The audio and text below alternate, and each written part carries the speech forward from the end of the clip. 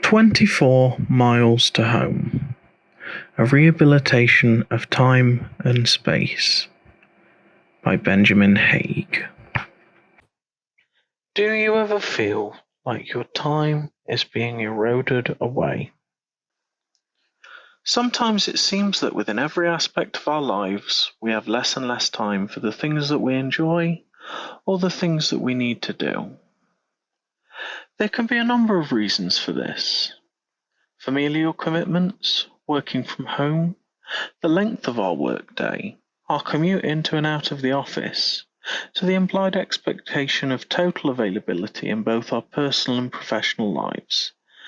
Many workers face constant encroachments into their personal time on a day-to-day basis. With such constant interruptions in our busy professional and social lives, there is little time left available for rest and recuperation.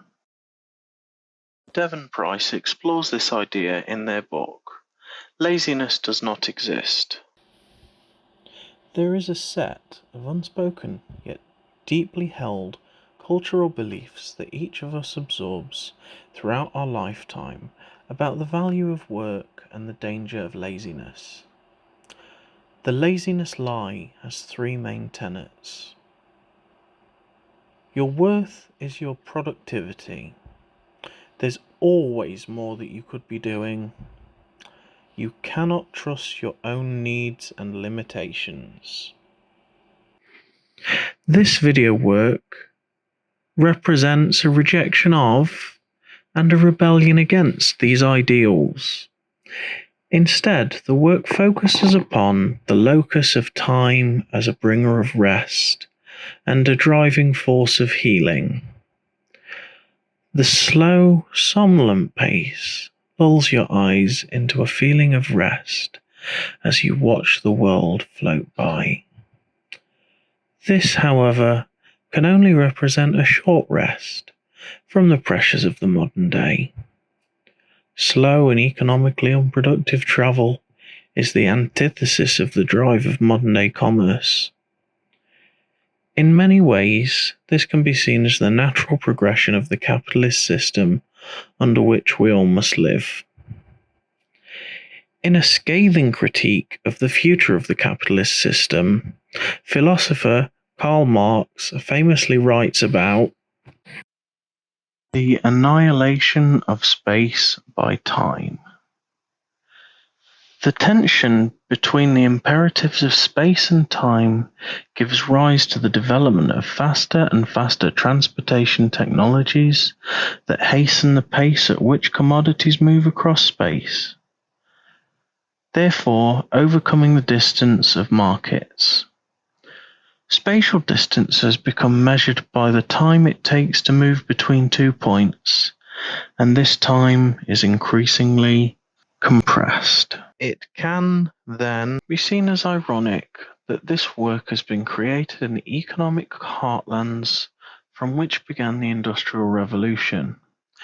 The East Midlands, from the mills of Derbyshire to the pits of Nottinghamshire and its surrounding areas, were at one point the driving force behind the United Kingdom's economical prowess.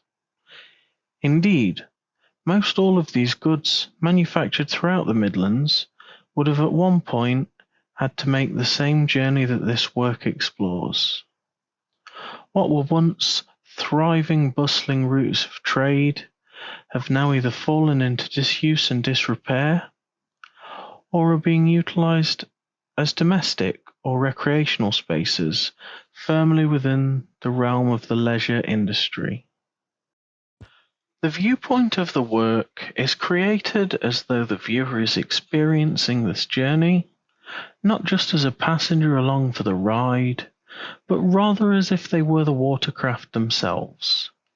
The footage simulates the reality of the experience of the boat, and as such, the recreation is an example of simulacra, a simulation of a simulation.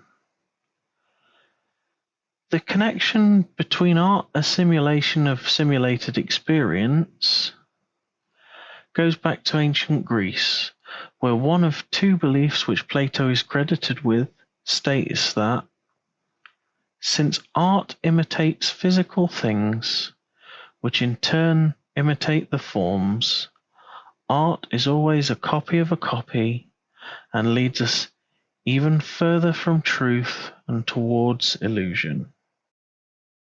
The work is also heavily influenced thematically by Alan Sekula's Fish Story.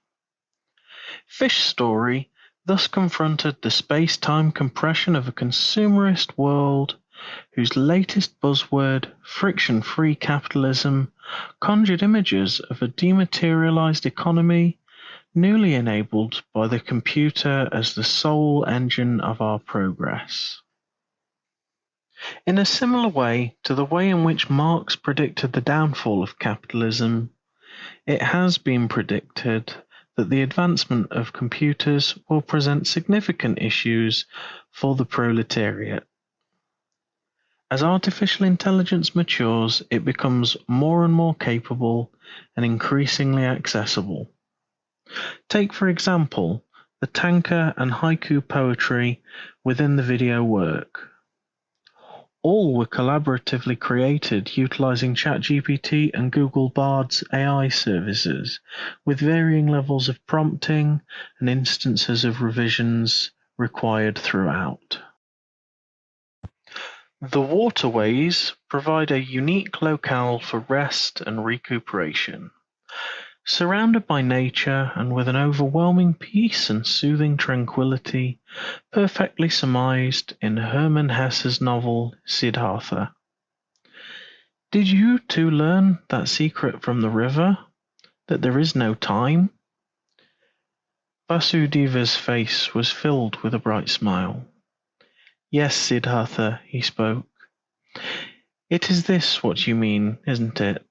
That the river is everywhere at once, at the source and at the mouth, at the waterfall, at the ferry, at the rapids, in the sea, in the mountains, everywhere at once, and that there is only the present time for it, not the shadow of the past, not the shadow of the future? Perhaps it is this, then, that the universality of the lived experience is what draws people to the waterways. Water is always in the present. Whilst in its ebbs and its flows, it surges and recedes. This signifies the passing of time and the importance of living in the moment. Time is, after all, the most precious thing with which we are gifted.